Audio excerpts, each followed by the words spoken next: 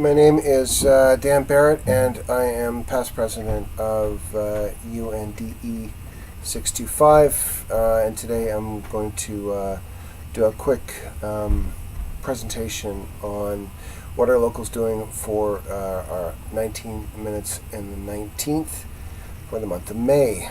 So this month we saw a piece of legislation introduced related to the budget, Bill C-59, in which the government has decided to legislate away our collective bargaining right related to sick leave.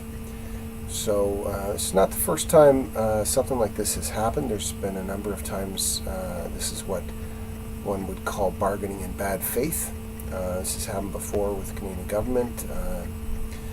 The United Nations created a body called the International Organization of Labor, and all of the member countries signed on to a declaration that they would protect things like collective bargaining. Back in '67, the collective bargaining rights for public servants were more or less enacted, and in 2013 another omnibus bill was used to alter that particular document. Essentially, right now the public service has two complaints to the International Organization of Labor on bargaining in bad faith. One relates to the 2013 change to the collective bargaining process through the budget, and the second one relates to this most recent one on the 7th of May, where Division 20 essentially gives Treasury Board the right to unilaterally impose a sick leave system. You have an option which is called a petition, and so although there may be a petition later on, right now for the 19th, we're going to deal with a petition from our local. The petition deals with about 6 particular issues, so I'm going to briefly go over them and do a little 5-minute video for you. So the first one deals with the problems that we have insofar as our government has violated bargaining in bad faith at least 4 times from the United Nations. So that was the 1948 resolution they signed on to on basic human rights, and the International Organization of Labor, which is a body of the UN, has found them to be guilty 4 times, made recommendations which the government didn't implement any of those 4 times. So that's our first problem. Second one deals specifically with an issue from 2013 where the government used the omnibus legislation of the budget to modify the collective bargaining process. So again, this particular event, which is kind of problematic in that it undermines the collective bargaining process by unilaterally changing it, and not for the better.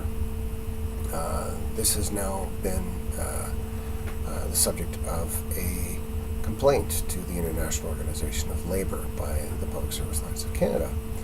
The third is essentially what happened with the PSAC in the middle of bargaining when the government unilaterally introduced this particular piece of legislation on the 7th of May. So we're in the bargaining session on the 7th of May, and the PSAC for the Treasury Board tables had to essentially disengage and postpone bargaining. So thanks so much for wasting the government's money and the union's money related to bargaining on that front.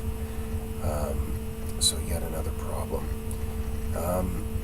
The fourth problem is on this $900 million savings that the government is claiming it will realize by eliminating the sick bank.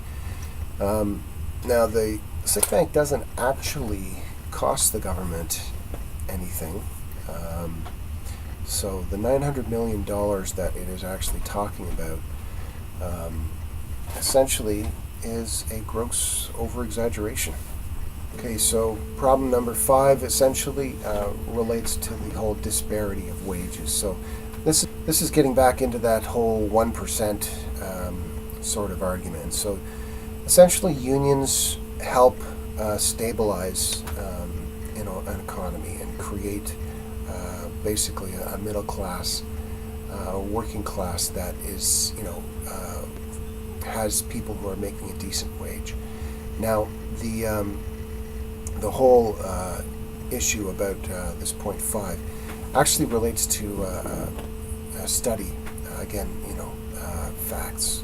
You wouldn't want to let facts get in the way, but essentially the International Monetary Fund did a study and did a report recently, which was published, which essentially indicated that one of the things that unions help do is keep the wage disparity in line, so that CEOs aren't making outrageously high money, and that basically people get a decent wage for the work that they do.